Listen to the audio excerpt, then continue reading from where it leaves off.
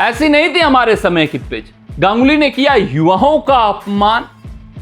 यार test cricket जब भी खेला जाता है, खासकर सेना देशों में खेला जाता है, तो दो एरा का कंपैरिजन देखने को और सुनने को मिलता है। सबसे पहली बड़ी बात तो ये जंग छिड़ गई कि कोहली होते तो आउटसाइड ऑफ गेंद को छेड़ते हुए नजर आते। वो जंग क्यों और किसके द्वारा छेड़ी गई ये बात किसी से छुपी नहीं है, कमेंटेटर हैं वो अलग मुद्दा है, उस पर हम चर्चा करेंगे। लेकिन एक बहुत बड़ा चर्चित विषय इस वक्त क्रिकेट जगत में आ बैठा है। पहले दिन की समाप्ति के बाद सचिन तेंदुलकर एक ट्वीट करते हैं, उस ट्वीट का रिप्लाई सौरव गांगुली देते हैं। हालांकि सौरव गांगुली के इंटेंशन गलत नहीं थे यार, लेकिन जो इस ट्वीट में लिखा गया है बड़ी बातें लिखी गई हैं, वो कुछ लोगों को आहत पहुंचा सकती हैं। जो अथक मेहनत, अथक प्रयास किया गया है युवाओं द्वारा, उनको आहत पहुंचा सकती हैं, उनके सम्मान को ठेस पहुंचा सकती हैं।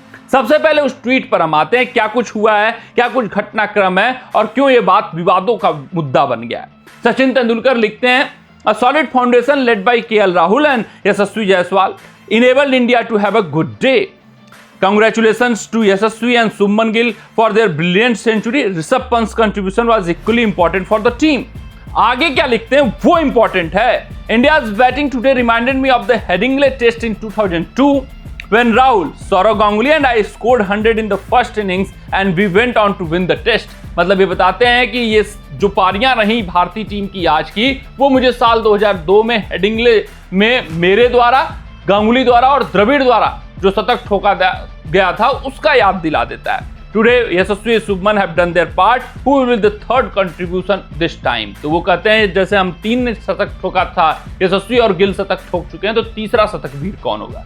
तो उसमें सौरव गांगुली कूदते हैं और बोलते हैं है champ, this time it could be 4। पिछली बार तो 3 ही लगा था, इस बार 4। अब क्या वो दर्शाना चाहते हैं, इंटेंशन क्या है वो अलग है, वो पक्ष में है या विपक्ष में अलग मुद्दा है। ऑन दिस गुड सरफेस ये भी बता रहे हैं, ये भी हाईलाइट कर रहे हैं कि भाई साहब ये अच्छी बल्लेबाजों वाली पिच है, इनके शतक की तुलना आप मत करो कि जो हमने शतक ठोका था, क्योंकि आगे की लाइन पढ़िए, एंड पंत ऑन सरफेस, पंत एंड मे बी करुण, वो बताते हैं पंत और करुण 2 और बल्लेबाज जो शतक ठोक सकते हैं।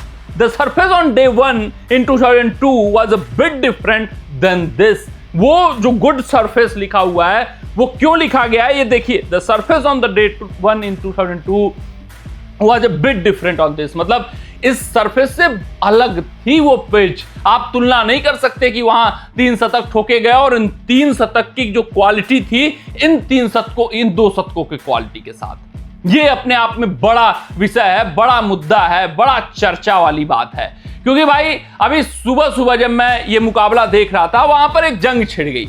छिड़ी ये थी कि विराट कोहली रहते तो आउटसाइड ऑफ की गेंद छेड़ देते और कब का पवेलियन चले गए होते। लेकिन जिसने जंग छेड़ी वो शायद सरफेस को भूल गया, शायद क्वालिटी ऑफ पेस भूल गया कि वहां पर कौन कौन से तेज गेंदबाज बॉलिंग ऑपरेट कर रहे थे विराट के समय और अब कौन कौन से कर रहे हैं। यहाँ जॉश टंग हैं, ब्रैडन कार्स हैं, जिनका नाम आपने उतना नहीं सुना होगा। न टंग ने बहुत कुछ उपलब्धि हासिल की है, करियर दोनों का बहुत छोटा है, अनुभव बहुत कम है। ऊपर से सरफेस की बात करें तो जो सौरव गांगुली कहते हुए दिखाई दे रहे हैं कि ऑन दिस गुड सरफेस, ये खुद ब खुद हाईलाइट कर रहा है इतना बड़ा लेजेंड कि भाई सरफेस बहुत अच्छी थी बल्लेबाजों को मुफीद। तो आप ये नहीं कह सकते कि विराट संघर्ष कर रहे थे इंग्लैंड दौरे पर और ये हमारे युवा बल्लेबाज संघर्ष नहीं कर रहे हैं। ये साफ तौर पे इंकित होता है, ये साफ तौर पे प्रदर्शित होता है कि ये जो सरफेस है ये बल्लेबाजों को मुफीद है। तो जो गिल और यशस्वी ने काम किया है, कारनामा किया है, बड़ा किया है, लेकिन यह नहीं कहा जा सकता कि हमारे जो पिछले बल्लेबाज थे जो इंग्लैंड में कुछ संघर्ष कर रहे थे भाई उनकी क्वालिटी खराब थी। क्योंकि जब यहां पर भी स्विंग हुआ है तो गिल का दशा दुर्दशा हमने देखा हुआ है, किस तरीके से वो बल्लेबाजी करते हैं। मतलब हर्ट करने की बात नहीं है, लेकिन जब स्विंग होगा, जब क्वालिटी ऑफ पेस बॉलिंग अलग होगी तो भाई बल्ला अलग तरीके से चलता है, कॉन्फिडेंस अलग हो जाता है बल्लेबाजों का। और यही बात अब ये सवाल उठ रहे हैं, क्या गांगुली ने उनके आत्मसम्मान को ठेस पहुंचा दिया है ट्वीट करके ये बताकर कि गुड सरफेस है? क्यों ये मेंशन करने की जरूरत पड़ी कि the surface was a bit different? जैसे सचिन ने मेंशन किया वैसे गांगुली भी तो मेंशन कर सकते थे कि भाई साहब 3 नहीं 4 शतक ठोके जाएंगे। ये और उस ट्वीट को बढ़ाता, उस सम्मान को बढ़ाता भारतीय बल्लेबाजों को, युवाओं के पक्ष में आ जाती वो ट्वीट।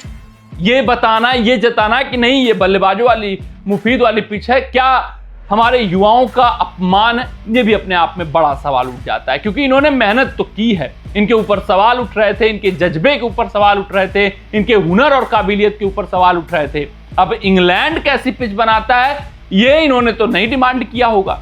तो ये तो इंग्लैंड की गलती है, इंग्लैंड के क्यूरेटर्स की गलती है। जैसे आप आए थे विदेशी सरजमी पर खेलने इंग्लैंड में, उनका उस वक्त का स्ट्रेंथ कुछ और था, तो उस हिसाब से बल्लेबाजों वाली गेंदबाजों वाली पिच परोसा।